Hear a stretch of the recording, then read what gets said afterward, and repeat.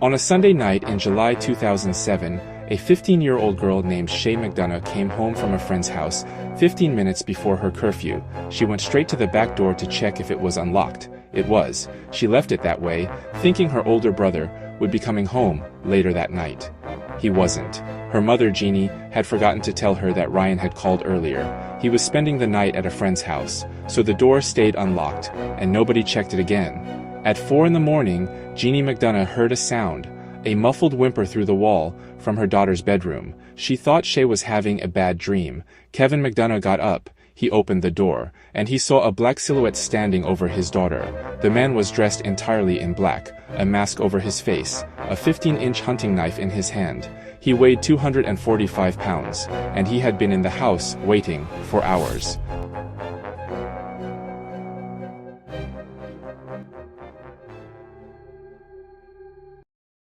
To understand what happened at the McDonough residence, you have to go back 17 days to July 13, 2007.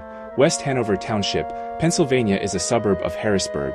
Darlene Ewalt was 42 years old. She was sitting on her back patio at 2 in the morning, talking on the phone to a friend. Her husband Todd had gone to bed at 10. He'd opened the door, told her goodnight, and she'd said she'd be up in a little while. She never came inside. The phone call ended abruptly. The friend on the other end heard a muffled sound. Then, nothing.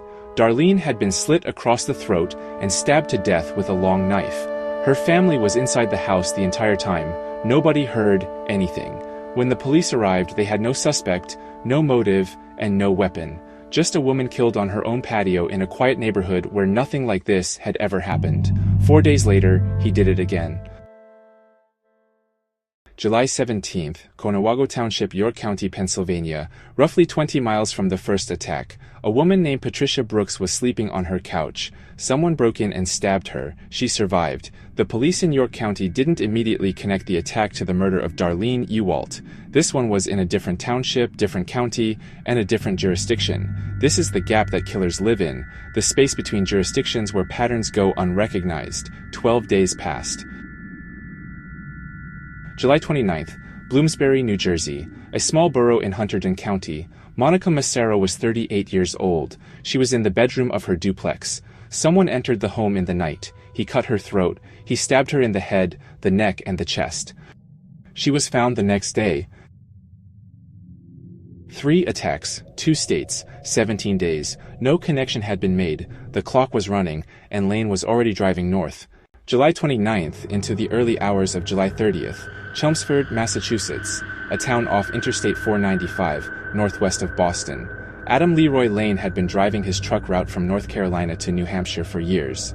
He knew the roads, he knew the exits, he knew which neighborhoods sat close to the highway. He parked his truck, he put on black clothing, he pulled on a leather mask with the eyes and mouth cut out. He carried 2 hunting knives and a length of choke wire, and then he walked into a residential neighborhood and started trying doors. He was on the prowl for approximately 5 hours.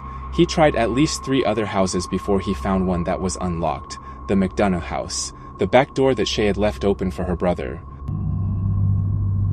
At 4 in the morning, Shay McDonough woke up to a cold object pressed against her neck. She thought it was a gun. She saw dark eyes through a mask, and a voice she'd never heard before said, "If you make any noise, I'm going to kill you."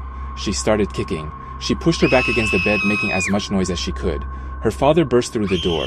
Kevin McDonough was 160 pounds. Lane was 245. Kevin jumped on his back. Jeannie grabbed the blade of the knife and held on as the steel cut her hands open. Kevin had wrestled in high school. He knew the only way to control a man that size was to cut off his air. He got Lane in a chokehold and threw his weight backward. They hit the floor. Lane said, "I just wanted money." He said, "I'm nobody. Let me go." The police arrived and found Kevin McDonough still holding Adam Leroy Lane in a headlock on the bedroom floor. When police searched Lane's truck, they found his logbook, receipts from truck stops along the eastern seaboard, more knives, Chinese throwing stars, choking wire, and in the DVD player a movie called Hunting Humans, a 2002 film about a serial killer who stalks random people and kills them with a knife, for no reason other than the desire to kill. They also found a woman's necklace. It didn't belong to any of the known victims. DNA on Lane's knife linked him to the murder of Darlene Ewald.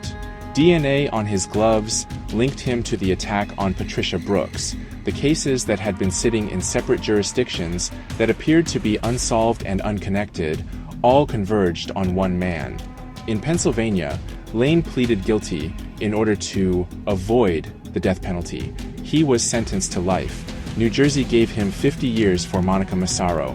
Massachusetts gave him 25 to 30 for the attack on Shea. But here's what they couldn't answer. Lane had been driving long-haul truck routes for years, across multiple states, along hundreds of highway exits. The FBI and state police investigated whether he was responsible for other unsolved attacks along his routes. Lane has never commented. Not to police, not to prosecutors, not to anyone. 2 confirmed murders, 3 confirmed survivors, and an unknown number of empty beds along highways that nobody will ever account for. The monsters were never imaginary. We just got comfortable. If you want more stories like this, real ones, documented ones, the kind that don't need embellishment to terrify you, then please subscribe and stay close. And don't forget to follow us on social media for the latest updates, sneak peeks, and terrifying images.